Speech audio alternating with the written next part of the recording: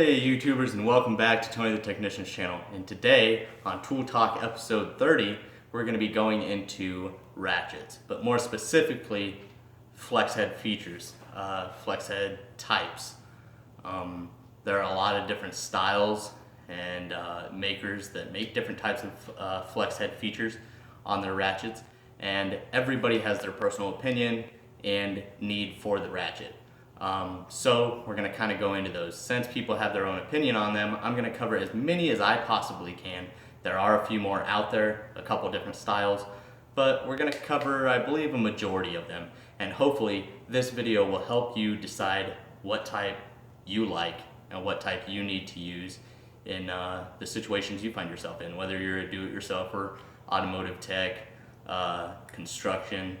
A lot of different people use ratchets, and we're going to cover the different flex head features. So I hope you guys enjoy this video. If you do, make sure to hit that thumbs up. Leave a comment down below of maybe a flex head ratchet that you really like, some that you don't like, and as always, if you're not a subscriber, please subscribe. Thank you.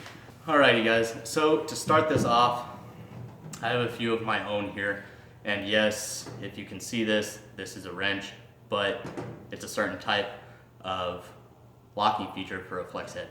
And you do find them on ratchets as well, but I don't have a ratchet like that, so I'm using this instead. I hope you guys don't mind. Just to start off, this is a Pittsburgh 72 tooth flex head ratchet.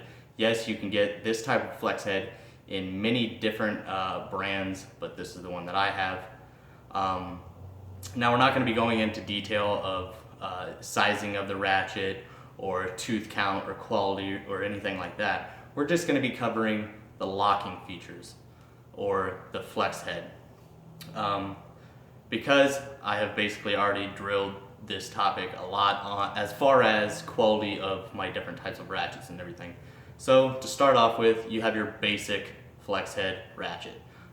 There's no teeth or anything in here or locking feature. It's just simple. It's just a simple flex feature. The pros are it's very easy to maneuver in situations.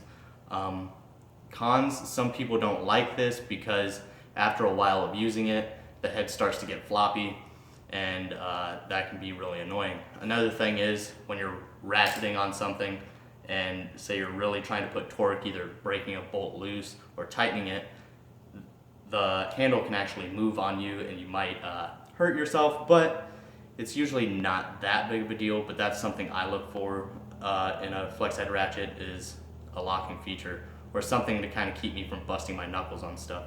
So overall, it's a good design, and I find this great for home use.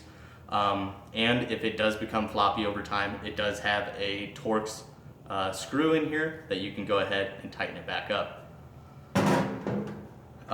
The next one that I'm going to go into, this is my Gearwrench 120 XP. No comfort grip, not getting into that. So it's 120 tooth, and the flex head feature on this, it actually has teeth in here and a little ball peen or a little ball detent in the bottom of the handle, and it kind of semi-locks the ratchet head in place, so it's a little bit more sturdy when you're really torquing on something. You feel a little bit more comfortable with it. You don't worry about it really jumping or anything like that, and you can kind of set it where you want it. Now the cons to this are maybe you need an angle right in between those teeth, and it doesn't sit real well in between the teeth, and that could be an issue for some people. So overall, it's a really good design. I like it just because it kind of holds in place where I want it, but the con is you might need the ratchet to go in between where the teeth are. So that's it for that ratchet. Next, we'll move on to this Gearwrench 84 tooth ratchet. These are all 3/8 drive, and it's 84 tooth, but the locking feature on this, they don't make the 120 XP with a full locking flex head. All the 120 XPs either have this or it's a solid shaft ratchet. But the 84 tooth Gearwrench ratchets do come with the locking feature in the head right here, where you can easily flip it just like a reverse lever for switching the direction. It's just like that, and moves really smoothly. You can kind of hear that, it's not the detent in there, but it moves off of this tooth. This actual locking feature is on like a spring, so you can kind of pull it down and the head moves very freely. You let go and it kind of holds it in place, almost like the other Gearwrench Ratchet. But you can fully lock it in, and then you don't have to worry about the ratchet moving at all, and it's a really strong feature.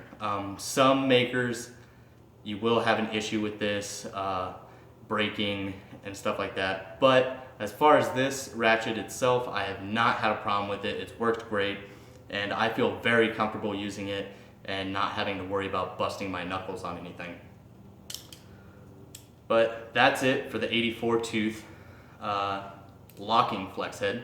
Let me get a closer up of that so you can see. That's locked, that's unlocked.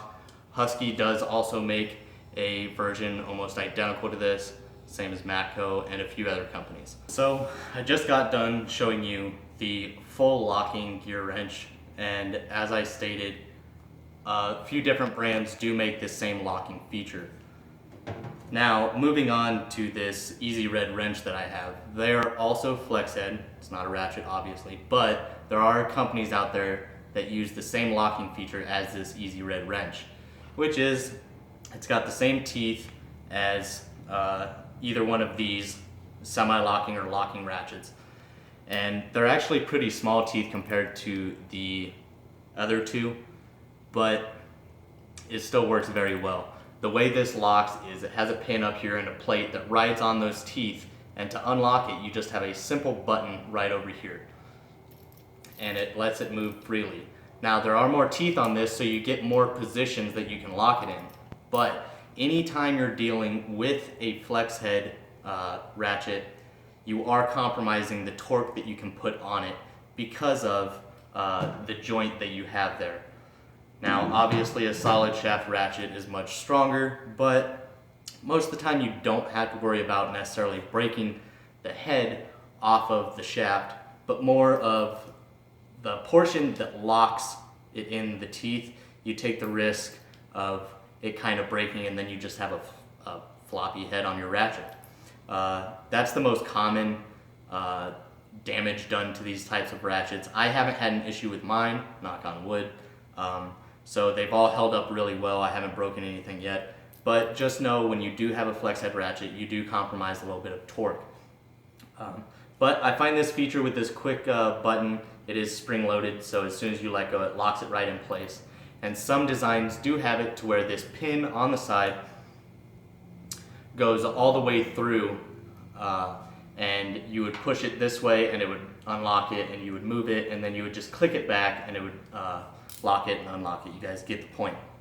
So that's another flex head locking feature. I don't have it in a ratchet style, obviously, that's why I'm showing you a wrench. Now on to the last one that I have as far as a flex head would be this Gearwrench Roto Ratchet.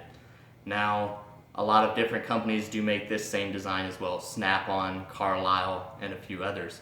SnapOn has a very nice one. It's basically flush. I'd say a little bit more flush than this right here. And then the Carlisle has a bigger backing plate on it because it does have a quick release button.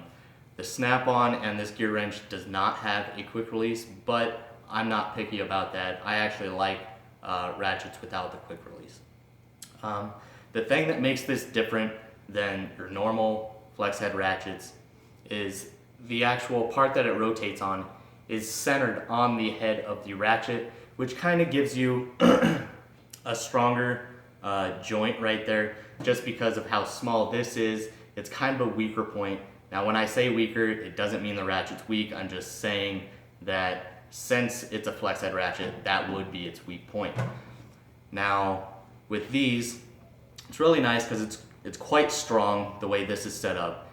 And with these, you can get into tight spots, and say you want to, quickly remove a bolt, you can really get in there. But if you're in a tight spot and you can't get the ratchet to actually rotate in a full circle like this, that's where these come in handy, because you can move it obviously just like this normal non-locking flex head.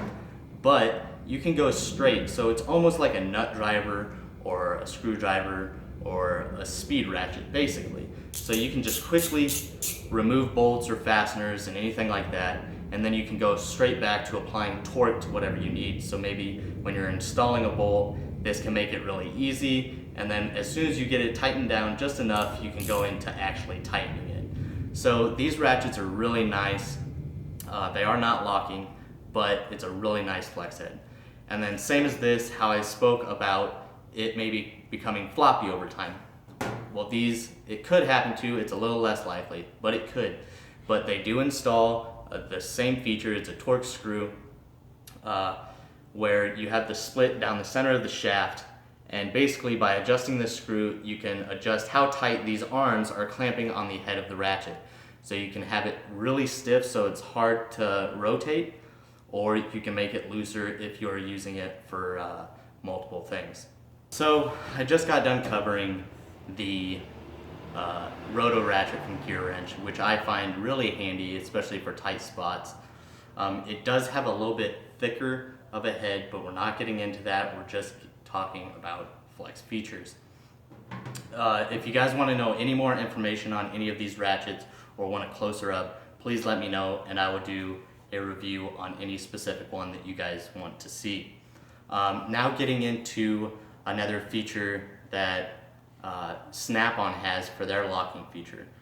So I've shown you just the normal flex head, semi-locking, locking with this reverse action up here. I've shown you the push button. I spoke about the pin that can move back and forth and lock, and the roto ratchet. Well, SnapOn has their own design where it moves this locking feature actually from here down onto the handle. Now, I personally have not used them, but as far as others using them, I have heard positive and negative things about them. Obviously, people love flex head ratchets because you can get into many more spaces and crappy situations, basically. But what I've heard from some of the people that own the SnapOn ratchet, where this locking feature is here, they tend to hit it on stuff, or they have a tendency of having a problem of actually locking and unlocking it. Sometimes it can be really hard. I can't give you my personal opinion on it, so I'm not too sure.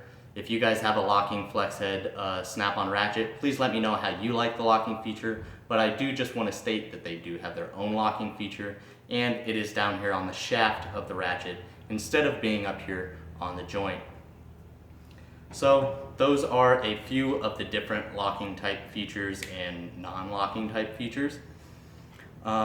Next, I just kind of want to discuss with you guys some future video ideas.